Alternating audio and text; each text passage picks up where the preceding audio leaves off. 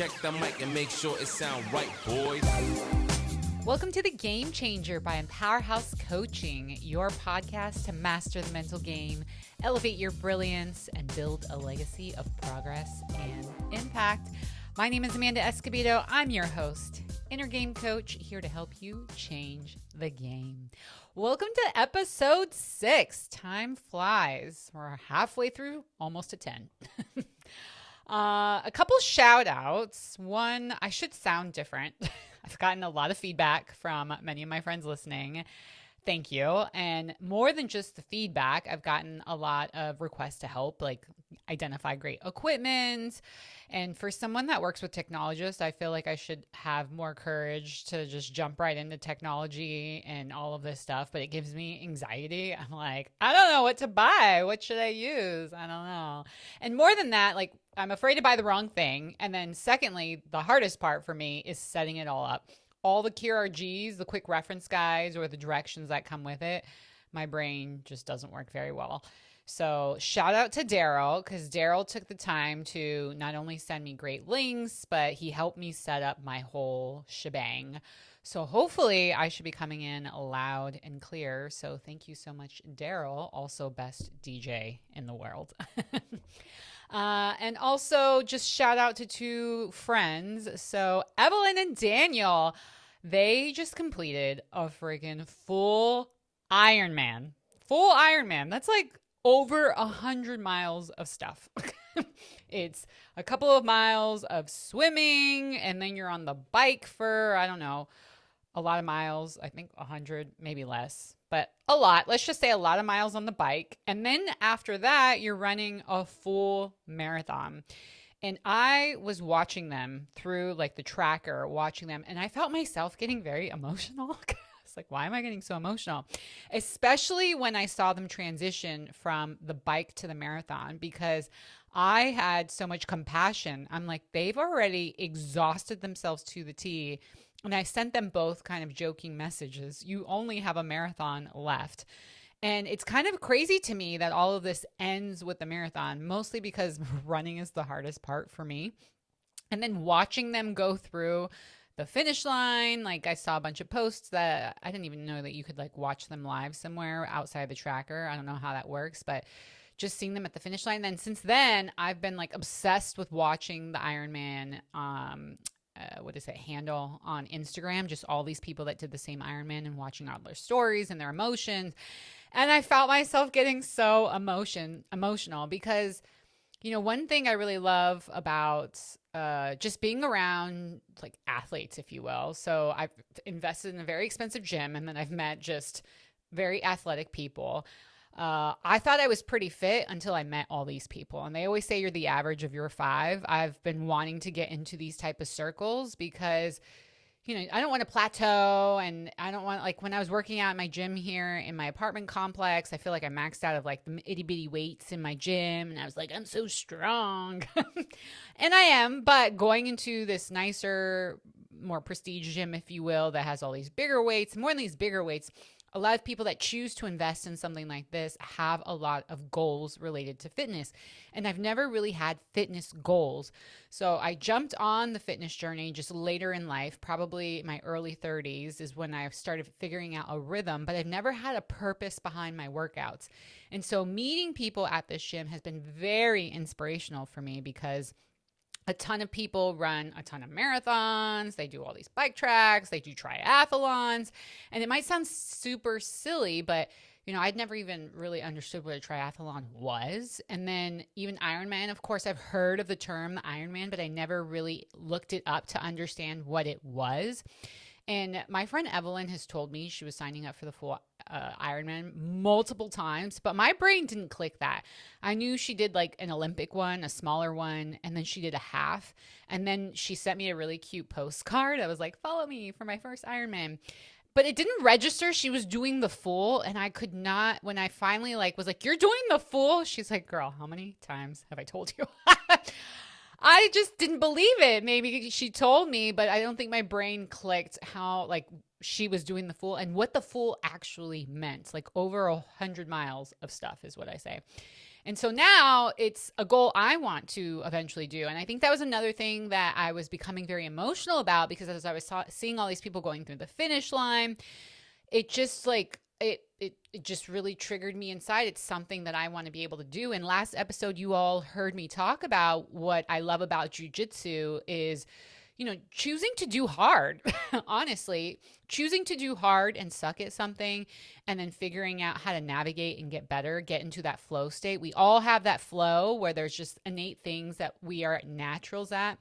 But there are a lot of other areas of life where we're not as natural, and it takes a lot of hard work, a lot of suckiness, a lot of repetition, a lot of commitment, a lot of discipline to keep showing up until you do the thing that you decided to commit to. And like the Ironman just feels like the biggest beast to do. And the Ironman, the other piece that I really love about setting that goal for myself is it's not something I can just check off the box any year. It's something I have to prepare for many years. And so what that means for me is, you guys have been hearing me a bit of my running journey. I just did my first half marathon, a couple weeks ago. That is a really big deal for me. But I don't want to stop there. Now that I have this goal, I have also a goal for next year. I want to run my first marathon. So I want to get a couple of more half marathons under my belt, and then accomplish my first full marathon by next year, the end of next year. And then now, having this bigger goal of the Ironman, I want to have a couple of marathons under my belt before I go into the Ironman. And the other thing I find really inspirational about my friends' stories, multiple. So, kudos to Daniel and Evelyn for finishing this whole thing. I don't know a lot of Daniel's background when it comes to swimming and biking, but what I can say for Evelyn is she just learned how to swim this year. She was taking a bunch of swimming lessons, just bought her bathing suit, and then was learning, I forget what it's called, our gym, deep waters or deep something, but was learning proper strokes and breathing techniques. And then all of a sudden she was just in the pool as part of her schedule and routine. And then she bought her bike. So all of this happened this year. And I think this is why my mind is completely blown by this and feels a little broken. And they both had amazing times. How hard all of this was. And it just goes to my own half marathon journey. It's it's only a half, but I'm still celebrating myself. But that half was really hard. Okay. It was so hard. But I did it. And talking to somebody else that did a full marathon, I was like, at what point did you hit that wall? And he was like, mile 16. I was like, mile 16? You had a lot more miles ahead of you, 10 more miles. He's like, I know, to finish the full marathon. So I can recognize there were probably multiple states of the wall within the Ironman. And when I was watching too their treks, and I haven't had the time to connect with them individually to ask them their journey. I'm seeing them both tomorrow. But I was watching, their running their marathon and seeing a bit of their times, going up and down. And I can only imagine the walls that they've hit. I've just heard so many stories. It's you can't eat, you can't even drink water. Your body seems like it's just starting to break down. I had another friend that tried this, broke down at mile 40 of the bike. So it's really hard, people. And I think, again, to be able to put in the discipline, the commitment for a goal like this, to show up for yourself, to work the mental game of all of this, because it's really your mind that breaks down before your body. And so if you can master that mental mind game, then your body can really keep going. And that's what I want to be able to accomplish for myself. And this is an example of where we get our confidence. We get our confidence from doing things that are really hard. So when things are just handed to us, when our parents, when we're growing up and we don't have any chores and we have all this help, and no shade to any of that lifestyle, but if there's nothing we have ownership of, if there's nothing that we are required to commit to, if we have the ability to say no when we want to, then this is the stuff that takes away our sense of purpose. This is the stuff that takes away our sense of ownership. This is the stuff that takes away our sense of courage, our discipline, and this is the stuff that takes away our sense of confidence. We build confidence when we are able to do those things that are hard for us. Last note I'll mention on this, I have a friend that lives in Sacramento. Well, I have two friends, Liz and Otto. Shout out to Liz and Otto. They both are married. They live in Sacramento. And I went to visit them this year. Otto was very kind when he was like, "Oh, you're doing jujitsu? Come up with me, and we'll roll together. We'll get private lessons. We'll do cold plunges, all these things." I was like, "Awesome." I went up with them, did all that, stayed with them. There was a moment with their kids that I watched and loved the dynamic. And part of it, they were going to swim lessons, I think, and one of the daughters did not want to go. And I could relate to that. She woke up and she was like, "It's not happening today." And Otto was like, "You're going, whether you want to or not." And it was so great, giving her that sense of push. There was probably a lot of just resistance with just having toddlers and all that sort of thing. But she went, and the best part of this was she went and she got like a medal because she hit, I don't know how the swim lessons things, but she got a medal of some sort of recognition. And maybe it was just a new milestone in her swim, but it was a good lesson for her because Otto and even myself, I pulled her aside. I was like, this is such a great lesson in life for you because you're going to have so many times in life that you're not going to want to do something, and you're going to have to choose to show up anyways. And this is a perfect example of the rewards that you can start to earn for yourself when you choose to show up even when you don't want to.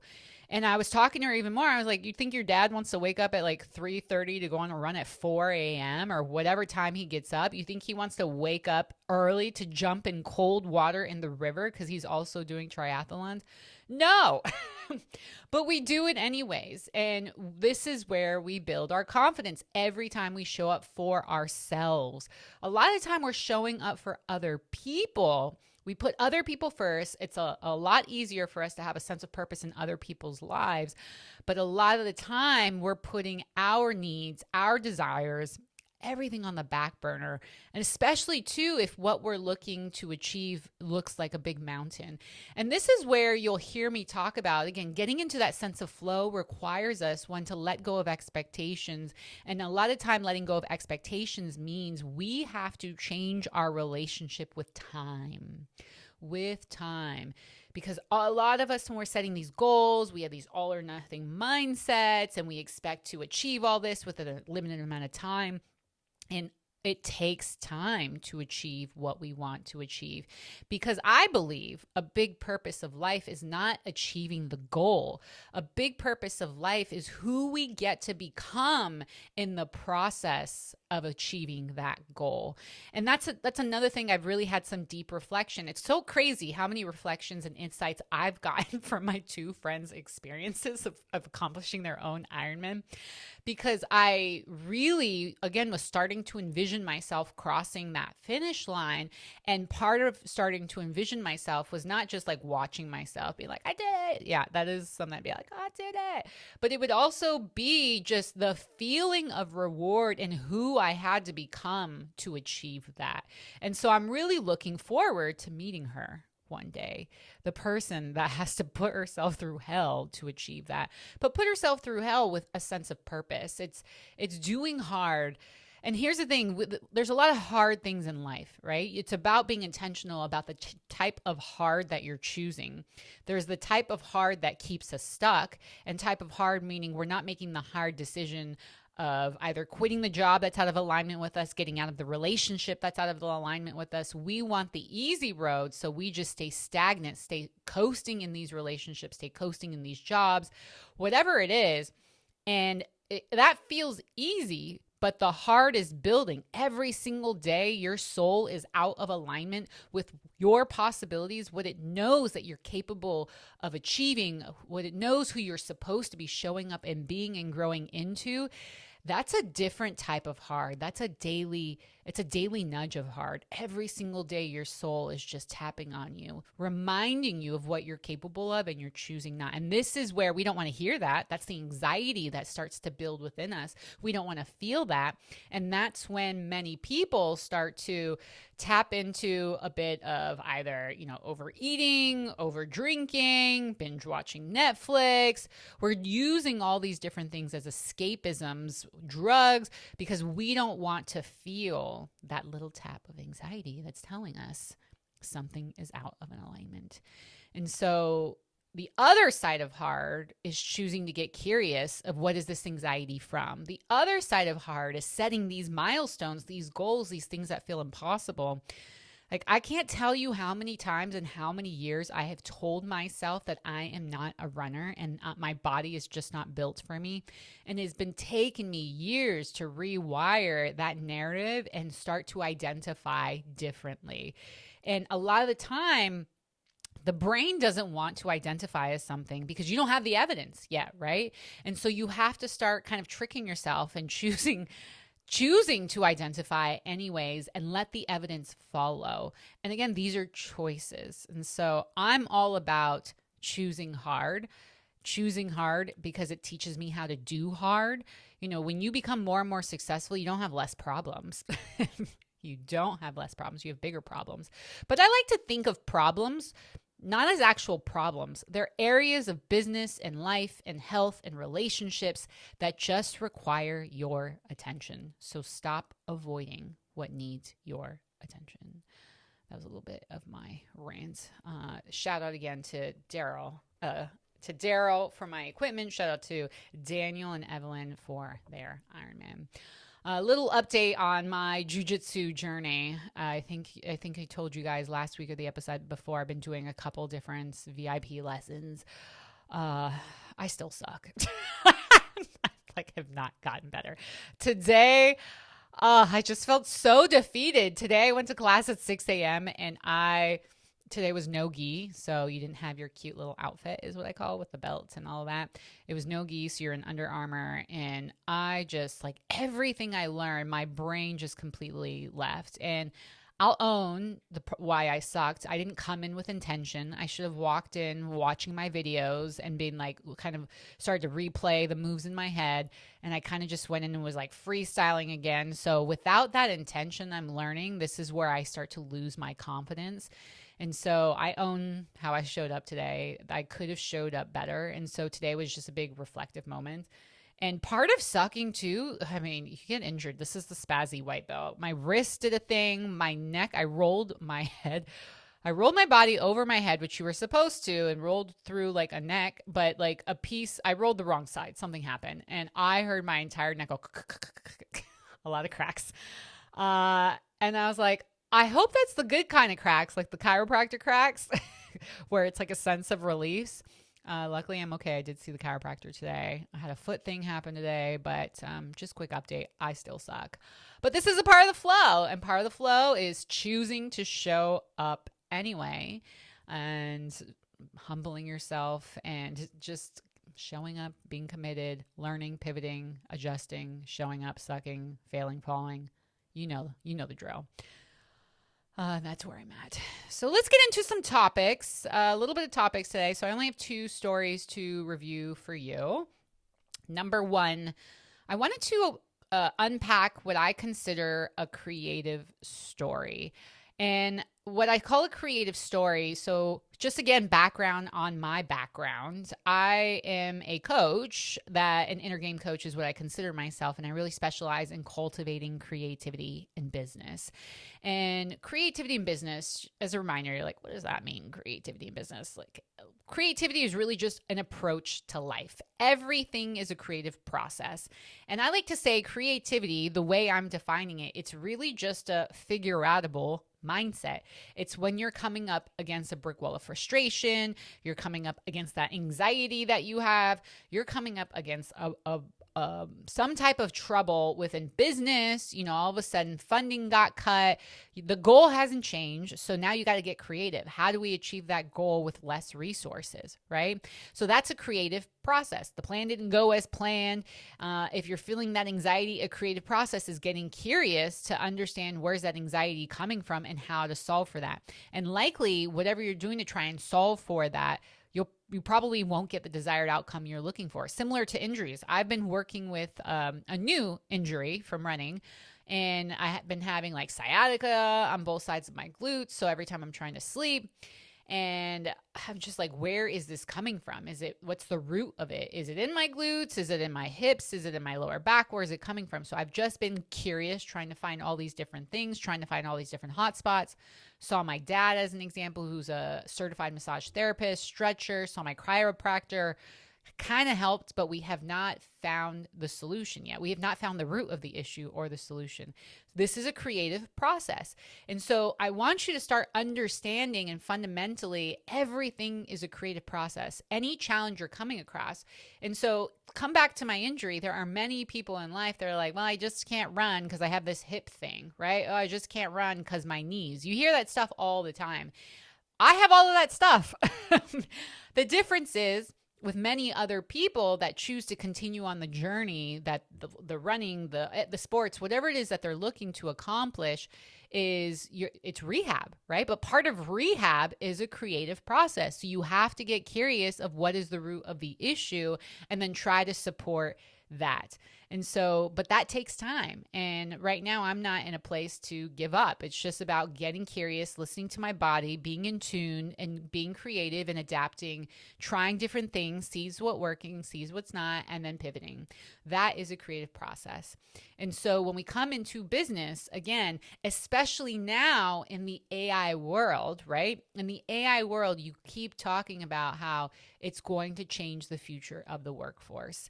And so if it's going to change the future of the workforce, how do we adapt to that in a way that's really benefiting us? And more than just benefiting us as humans, how do we evolve in a way where we can actually live and lead a more thriving life?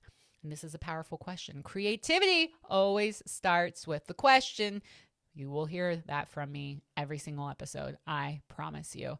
And one of the podcasts I want to recommend too, which I love listening to, I think I talked about it in like the first episode, is the All In podcast. You've got all these they call themselves the besties.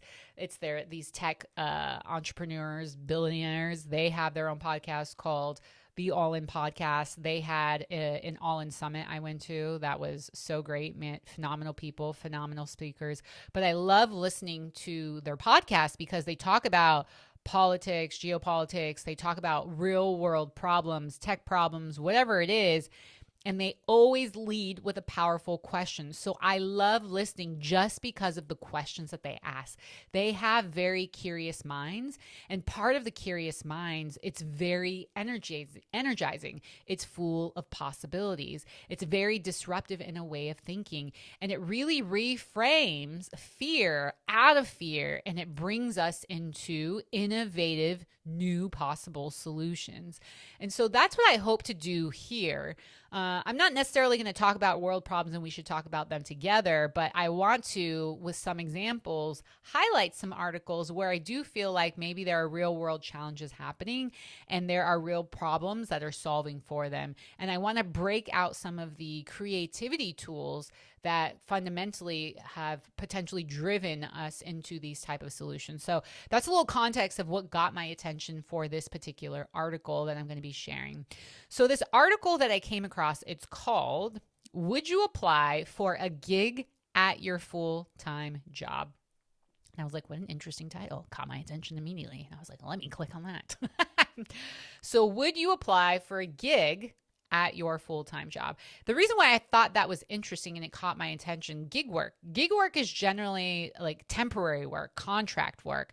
So let's say, I don't know, I'm a graphic designer and I have just like a bunch of odd jobs from different companies. They have a project, Nike has a project, they need a graphic designer. And just to launch for that campaign, they need something in particular. Maybe they need, I don't know, whatever it is. They only want temporary work. They don't want to hire full-time. There's going to be an end date. That's an example of gig work. So to say, would you apply for a gig at your full-time job? That's asking, like, you already have a full-time job. So then asking, would you apply for a gig work? I was like, what do they mean by that? Do they mean if I'm already at my full-time job, would I quit it for a gig role at this company? Does it mean I have a full-time job, and then I'm applying for a gig job so I get extra money. So my brain went to all these things. What does this mean? So it caught my attention. I clicked and I learned more. So a little setting about what this story is about. So when I came across the story in the Wall Street Journal, it's about global banking group Standard Chartered. Okay. And again, I couldn't help but see this through a lens of creativity and leadership. So as AI continues to reshape how we work, Standard Chartered did something very creative. They created an internal talent marketplace. And I was like, ooh, what's an internal talent marketplace? Again, my brain got a lot more curious. So they created an internal talent marketplace, which is a platform where employees can actually volunteer to take on short-term gigs inside the company, even outside of their usual roles. So then immediately my brain goes, okay, they're applying for short-term gigs inside their company. It's a volunteer opportunity. And then my brain goes, volunteer, does that mean they're getting money or no money? So they can do this and spend up to 8 hours a week helping other teams on projects that interest them.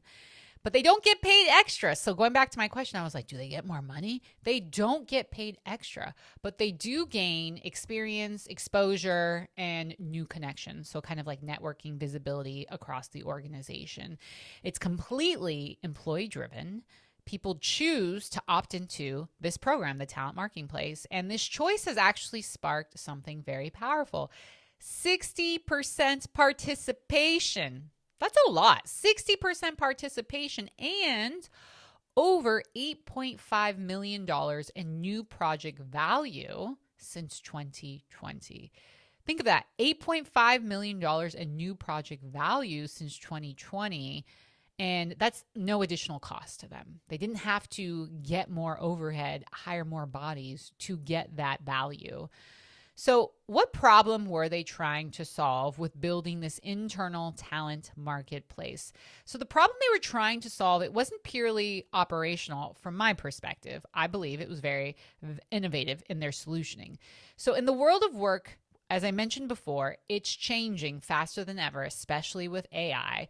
And so the world of work is changing faster than job descriptions can actually keep up. So according to Deloitte, the half-life of a skill, I was like, what? I had to Google what that meant, the half-life of a skill. So the half-life of a skill, meaning the time it takes for half of what you know to become outdated. So the half-life skill, meaning the time it takes for half of what you know to become outdated is now less than, drumroll, 5 years. 5 years, that's it. So it doesn't mean people are falling behind, but it means the environment is moving faster than ever. So roles evolve. If roles are evolved and technology is changing, what used to make us very valuable in the workplace isn't static anymore. Now, at the same time, companies are under increasing pressure to move faster, reduce costs, fill skill gaps quickly, but hiring externally isn't always the smartest solution. Because when we're hiring externally, it takes so much time to recruit, to onboard, to ramp up a new employee, especially for specialized or emerging roles. And it's expensive. So beyond salary, there are hidden costs of recruiting as well. So beyond salary, there's hidden costs of recruiting, training, onboarding, and all the time, again, to see that true return on investment.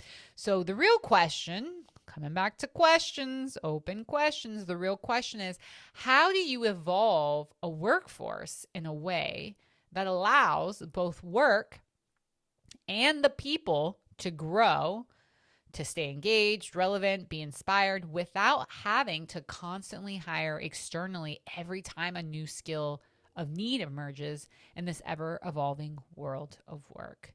So this is, a lot of time we're trying to think of like, what problem are we trying to solve? What's the problem statement? Part of that, I like to go into an open, powerful question, transform that problem statement into a powerful question. Because if you can turn that problem statement into a powerful question, your brain will always answer a question. Always. You just have to ask it the right questions. If you ask the wrong type of questions, there's questions that really block your creativity, that really invite the itty bitty committee, the critter brain, that they come in, all those judgments, the insecurities that make us really dumb too. And then there are questions that really cultivate our creativity. So this question, let's read it one more time. How do we evolve our workforce in a way that allows both work and the people to stay engaged, relevant, and inspired without having to constantly hire externally every time a new skill of need emerges in this ever-evolving world of work? Now, again, that question became the problem to solve, a challenge rooted in strategy, speed, and human potential. And so that question is very powerful. But what is most meaningful change? One question led to another. So with most meaningful changes, one question really leads to another. So instead of rushing to really find an answer, so by asking that question, what are our ideas? There's another opportunity to get more curious. So I like to think of creativity as like a little onion. We just go deeper and deeper and deeper into questions. Whenever I'm working with a coaching client too, it's not about me. A lot of people come to me thinking I can solve their problems. I'm like, I don't have any more or better answers than you do. My goal is not to solve your problems and give you answers. I actually believe you have all the answers. And so if I believe you have all the answers, then it's really my job to unlock them. And part of me unlocking them is asking a lot of powerful questions. And we start going deeper and deeper and deeper into your subconscious, your intuitive intelligence, into your human potential. That's where all that creativity starts to come in. So one powerful question leads to another powerful question. And so instead of, again, rushing to find an answer, then this is another opportunity to get curious and ask a second question. What if the solution wasn't outside of the organization, but was already within it? What a great question. What if the solution to this question, it wasn't about it being outside of the organization? What if the answer was already within it? And then it leads to, I wonder if we could meet this new skill, not by hiring new people, but by unlocking the potential of the people we already have. Whoa. Isn't that powerful? Don't you feel inspired? Don't you feel like your brain's like, what if? What if we tried? Oh my gosh, what a great idea. And so you start to feel more energized about the possibility with these type of questions instead of feeling stuck and frustrated with like AI and the workforce and like fear of not having work and jobs. We are out of that fear state and we're into not just solutions, we're into empowerment, we're into possibilities. And so that's the question. It's open. Going back to what if the solution wasn't outside of our organization? Then your brain go, wow, what if the solution wasn't outside of the organization? What if it was already within? Oh my God, what if the solution was already in the organization?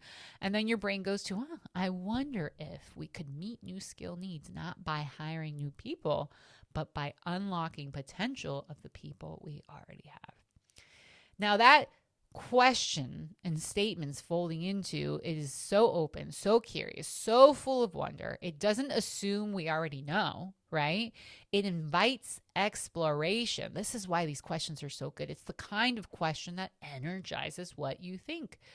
What if we could? What would it look like if we did? That's the kind of thinking that turns a business problem into a creativity opportunity. Now let's bring it back to the story. So Standard Chartered didn't start with certainty. They started with curiosity. And their next question then became, how can we surface and deploy the skills we already have internally instead of constantly hiring externally? And that's the magic of creativity in business right there, people. When a problem statement transforms into a possibility of questions, one that invites, again, exploration, imagination, and change. And because the challenge was both practical and forward-looking, the solution really became innovative. And because this challenge was both practical and forward-looking, this was not just about talent, growth, engagement. It was really about adaptability, efficiency, and staying ahead of the curve in a rapidly evolving world of work. So hiring externally, again, let's go back to some of the cons. Hiring externally, it takes a lot of time. It's costly to hire externally. It requires that onboarding, that training, that long runway before the results show up. And so instead of reacting to every new skill gap with another hire, Standard Chartered reimagined how work itself could evolve, how people and skills could actually grow together. I love this. Their internal talent marketplace, it didn't just fill the skill gap, it actually helped build it. So by giving employees opportunities to contribute to projects outside of their usual scope of work, they weren't just meeting business needs faster, they were actually expanding what their people were capable of. And so all of this is actually very much a mindset shift. It shifts us from fearing disruption to actually riding the wave of it. I say disruption as an example, the disruption of AI and its impact or our fear of workforce, right? The change that it's going to have, the evolution to the workforce. So instead of fearing that disruption, it really helps us. These type of questions, this creativity helps us ride the wave of it, using curiosity, creativity, experimentation as tools for adaptation, not resistance. From a coaching perspective, cultivating creativity is a self-discovery journey. So that's another thing that's a value add here. So you've heard me over and over talk about cultivating creativity. It stems from self-discovery, which means it requires you to know thyself. It requires you to know and understand your innate gifts. It requires you to understand your desires, have clarity of vision, be curious. And so Standard Chartered's approach did exactly this. It really helped lead this self-discovery journey for both leaders and employees within this solution. How so, Amanda? I'm not following. Glad you asked. Leadership got creative by reframing the problem. So they didn't just say, again, we need to hire faster. No, they said, let's look inward. Maybe the talents, the ideas, the energy we already need is here. So that thought process, that paradigm shift, if you will, that mindset shift, that shift opened the door for employees to do the same. Look inward and explore their own potential. So employees volunteer for new gigs. They have the opportunity to experiment. They get to test what lights them up. So going back to that self-discovery, this solution actually feeds self-discovery. If an employee is raising their hand to say, I want to try that, they don't have to be so committed to that. They get to test, is this something that lights me up? They have the opportunity to utilize and leverage maybe skills that are being unused in their current job as well. And so this experiment of trying this gig, it gives them the opportunity to test, is this something that gives me energy? Is this something that drains me?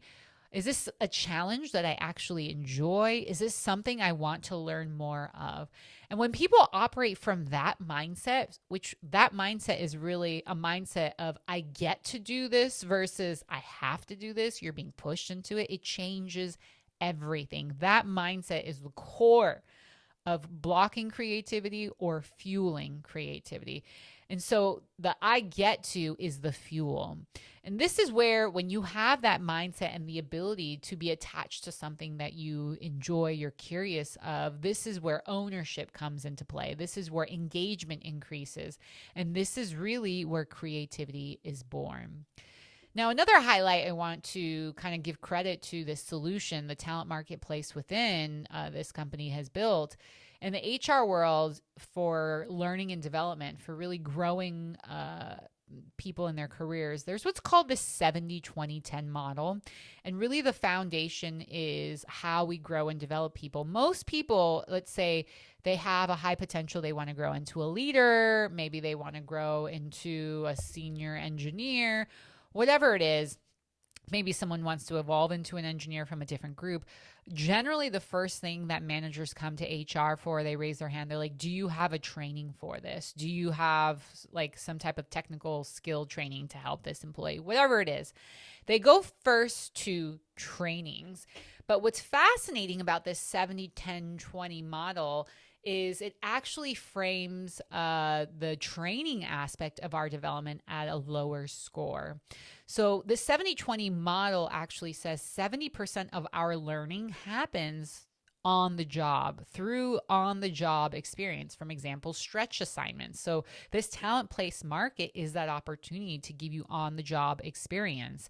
That's where 70% of our learning happens. 20% comes from exposure. So collaboration, mentorship, feedback. That's another great benefit from this talent marketplace. It gives you the opportunity to work with different teams, have exposure to different executives, have exposure to different leaders, have exposure to different type of mentorship styles, and you'll be able to potentially get different type of feedback from different groups. So again, so great in this talent marketplace. You're getting that on the job learning experience, and you're getting, which is 70% of our learning, and you're getting that exposure, that visibility, and that's 20% of our learning. And then the last is only 10% of formal training. And so the talent marketplace doesn't solve for that, which is fine. Again, it's only 10%. The fact that it hits both this 70 and 20% is huge. So again, what the standard charter really built essentially activates that 70-20, learn by doing and learn by connecting or through exposure. It's a perfect example of how creativity in business isn't just confined within innovative teams. So that's another thing I always constantly see. I used to work at the North Face. They had like a whole innovative center. They built literally like an innovative center. And most people think creativity must happen in these incubate within these innovation centers. But creativity is less about just innovation. Innovation can come out of that, but everything is a creative process. And what I really love about this talent marketplace, again, it's feeding our growth and development. It's feeding your desires, the self-exploration, the self-discovery. And all of this is feeding the I get to mindset. It's voluntary. Nobody's forcing you in this process. And so when you zoom out, the story isn't just about adaptation. It's really about flow, another word for creativity. So when you hear me talk about cultivating creativity, you might also hear me talk about getting us into our flow state. True creativity is the ability to move with change, not resist it. So all you cancers out there, my dad and my brother are cancers, hate change. You got to learn to flow. So flow is going to be the best skill that you can learn for yourself. And flow is really flowing through challenges instead of getting stuck in them. It's the ongoing rhythm and reflecting, learning, strategizing, ideating, executing, failing, incubating, and beginning that over and over with renewed insight. Kind of like jujitsu, right? So that's what it means to create in motion, to stay curious, to evolve, and to let each cycle of growth shape what's next. And as AI continues to reshape the way we work, none of us fully really know the future of what the workforce will look like. But this model gives us a glimpse of what flowing with it could look like. And so what flowing with it means, we actually have the ability to create a future that benefits us. But the only way that we have the ability to be intentional and create a future, if change is happening, change that we may not want, but if we decide to flow with it, flowing means being intentional of how we want this to benefit us. And so you have the ability to have any change benefit you. It's a mindset shift. It's a choice. And it starts with powerful question. Again, it's not about fearing, because fear adds zero value to us. There is no critical thought that comes out of fear. Fear keeps you stagnant, keeps you stuck. It's really about figuring out and learning how to ride the wave by asking powerful questions. What possibilities exist right here, right now, within us, within our teams that we haven't seen yet? What a simple question. If we're talking about, if you don't know what question to ask this question. If you are feeling fear and you're a leader within your organization, what possibilities exist right here, right now within us, within our teams that we haven't seen yet?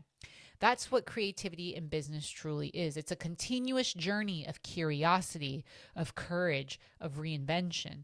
And it always starts with a brave, courageous, powerful question, one that's open enough to ignite the possibility and human enough to inspire transformation.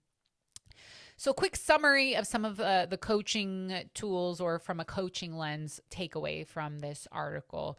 Again, cultivating creativity in business, what does that mean, and how are we getting it out of this article? It's leading with curiosity, not with fear. So that is the antidote there. You can't have judgments with curiosity. You can't really have fear with curiosity.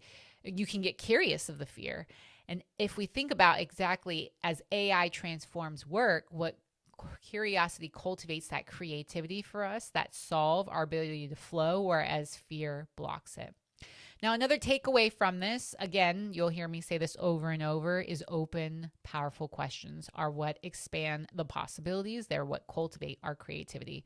And that could look like, how can we? I wonder if we. What would it look like if we?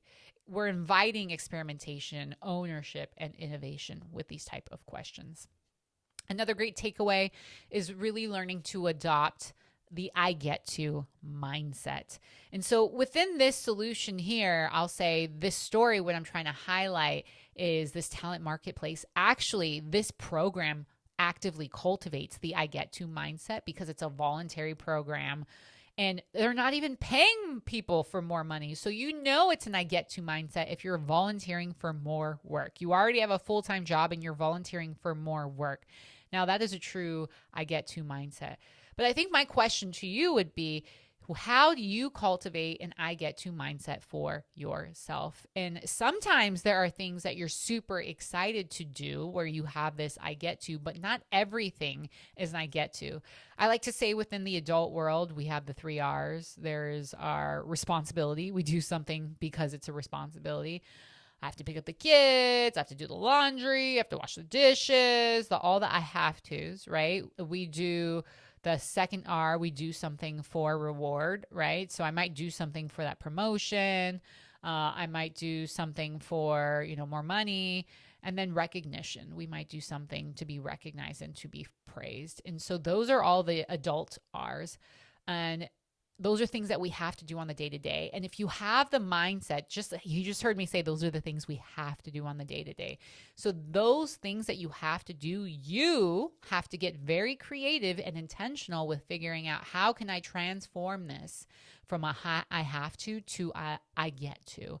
And that's a creative process. We'll take a lot of time throughout these podcast episodes to teach you how to do that. But I just want to plant that seed. The I have to mindset is what physically drains you, blocks your creativity. And so the more that you can figure out how to get into the I get to, similar to this podcast, similar to like me posting on social media. When I first started in coaching, I was super stoked to be recording, super stoked to be posting on social media. I was having so much fun. And then there hit a point where I was like, gosh, this feels like work. Now I have to like commit to this schedule and all of these things. And I started getting to an I have to mindset. And I sat and reflected with myself, because that mindset is not going to add value to the people on the other side of me. If that's what I'm thinking, that's what I'm going to be giving. And that is not the energy that I want the people on the other side of me to receive. That was one thing. And two, I started this whole coaching thing because it gave me a sense of vision. I want a sense of purpose. I wanted to add value to other people's lives. I wanted to have an impact. But again, if I am starting to turn this into a I have to, then that's going to take away from the value I'm going to give you if I'm starting to feel like this is a chore. So I had to sit with myself and reflect, how do I get this I get to mindset back into play? And I went through a lot of different trial and errors to figure out what worked for me to get back into it so that this became enjoyable again. And just with everything ebbs and flows, just like your relationships, you have the honeymoon phase that falls down, the love feels like it's dipped, where's the fire? It's an intentional process to choose to redate your partner. It's an intentional process to partner with your partner to figure out, how do we reignite this flame? And that's really it. It's asking those questions. It's getting creative. The other part this article really pulls out is the self-discovery piece. Self-discovery fuels, as I mentioned, creativity and unlocks human potential. So exploring new opportunities, helping individuals uncover their strengths, interests, and passions in real time. That's what this talent marketplace has done. And the more aligned these employees or you become, the more you have the ability to tap into your limitless potential. And that alignment is what really, again, it drives higher innovation, engagement, fulfillment, performance, all the things. And then the last thing here that I'll say that this article really pulls as an example that I really love with the example of the talent marketplace is there's a detachment from the outcome piece, which I love. So these gig work allows employees to not be so attached. It allows them to experiment in their career, to grow, to see what happens, to gain insights, to learn, to be driven, to be the drivers of their own career. A lot of us, we are in college where there's pressure, to graduate and have your life figured out. And you're like jumping into a career, and then we feel so attached and into that process and stuck. But what if life actually had the ability? What if you had the ability to try different things with low risk and have this learning outcome? And that's what I love about this talent marketplace. So it's a little bit about the first article. Would you apply for gig work at your own job? And actually, it's a great question. I'm curious to you. Would you? Would you apply for gig work at your own company?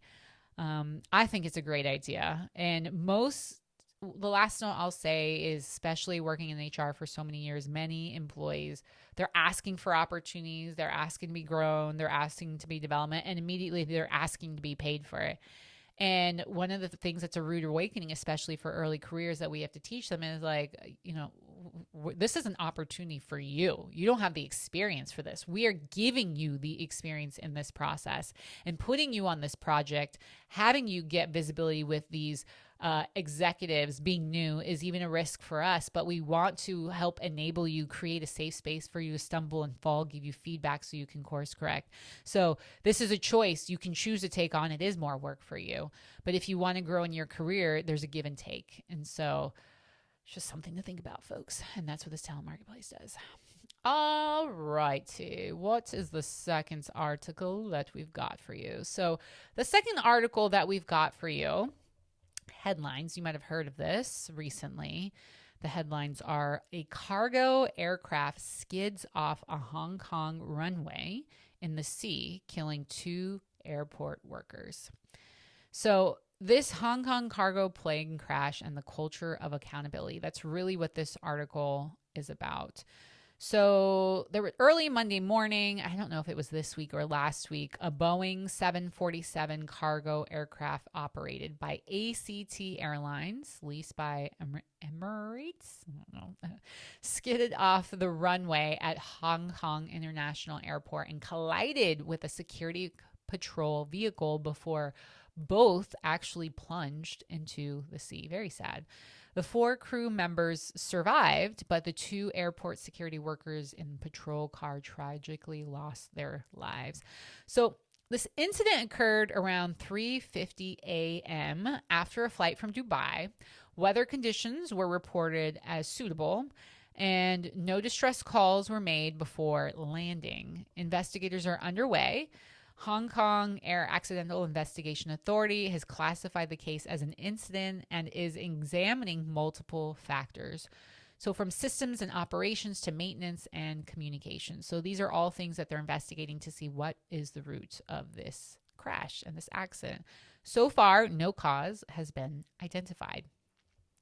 Now, that is a bit of the summary of the story, but I will say at the end of the article, this is where the tone of the article changes. And this is an example of one of the things I started this podcast for, is I want to introduce you all of narratives that start to influence how you think, narratives that influence how you think and also start to drive our culture subconsciously. I want to start increasing your awareness, and that's where this story turns a bit. So up to the point where it talks about there's no cause has been identified, I would say this whole article is very objective, does a good job just telling the story of an incident. It's very factual, procedural, responsible, but then the article takes a very unexpected turn. So it references closer towards the end of the article, it references a previous ACT airline crash from 2017. So now we're like, nowhere near today, okay? 2025, folks. It's now referencing an incident from 2017, reporting that investigators back then blamed the flight crew. So there's that fun word, blamed the flight crew for misjudging the plane's position while landing in poor weather, citing fatigue and a heated exchange with the air traffic control. It's subtle. This tiny little paragraph is very subtle. But the moment we put in and insert blame in this narrative, this is where your brain will start to shift gears. So without even realizing it, we start really scanning the story as whose fault is it by inserting that word, by pulling an incident from 2017.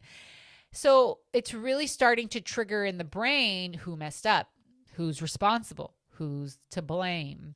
And that's where our collective conditioning as a society starts to show up. I would argue, is our culture of blame. Especially when I say we are a culture of blame, it's not everybody. I'm totally generalizing, but I'd say if you look at our politics, and this is where you've heard me in previous episodes come from, when things go wrong in the government, I don't hear a lot of solutioning. I don't hear a lot of creativity and collaborating. I hear whose fault is it and pointing fingers at the Democrat versus the Republicans.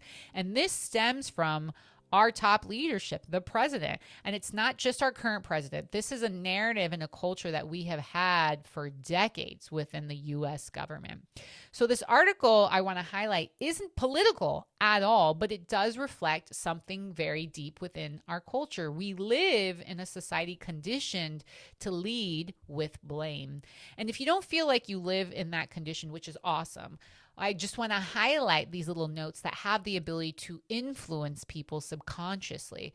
Blame has become a social reflex, reinforcing daily through our media, corporate communication, and politics. We see it everywhere, right? As I just mentioned, it's how our leaders speak, not all of them. It's how news stories, many of them, unfold for us, even in how organizations maybe have failures. Blame feels productive in the moment. It gives us a target to attack. It gives us a sense of closure, right? We're always looking for accountability. Whose fault is it? They need to be held accountable. It gives us a story to tell. But the truth is, blame really blocks our creativity. It blocks our collaboration. It blocks our problem solving. Because the moment we decide whose fault is it, we really stop being curious. We start asking why. How did this happen? So from a coaching and leadership perspective, this pattern is very, I'd say, universal. Very universal, and maybe especially companies that support the government, that absorb that, I'd say, that government culture as well. So when something goes wrong, a crash, a failed project, a broken system, leaders actually have a choice. So this is, again, we always have a choice. You have a choice to blame, identify the person to hold accountable, or you have the ability to get curious, explore what the environment was, explore the process or the behavior that made this possible outcome. Now, in the moment, blame feels very satisfying. It's fast, it's clean, it's emotional. But curiosity is a lot slower. It requires humility, it requires empathy and courage. But only curiosity drives progress, because human error will always exist in these situations, always.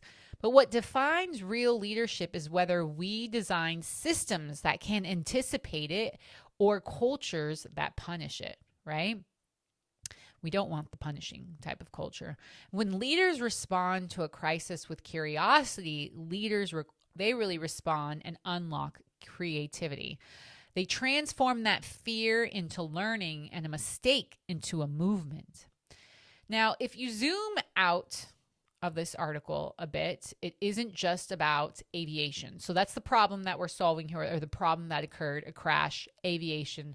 We've actually seen multiple articles in the last few years related to Boeing and crashes.